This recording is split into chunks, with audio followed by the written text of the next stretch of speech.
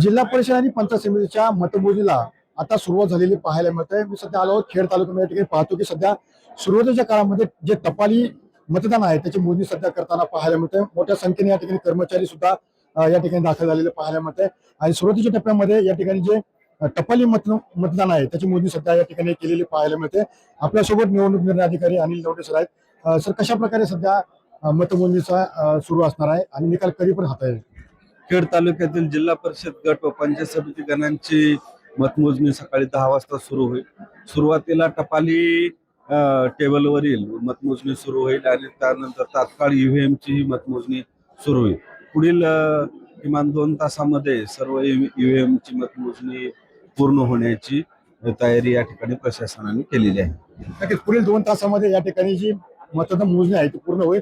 मात्र कधीच उत्तर पुणे जिल्हा हा अजित पवारांचा बालेकिल्ला मानला जातो।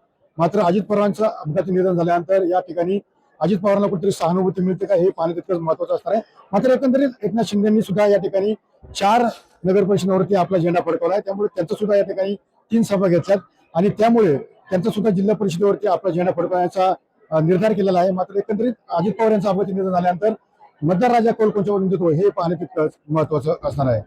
तर अभिषेक सुंदरे, TV9 मराठी, खेड, पुणे।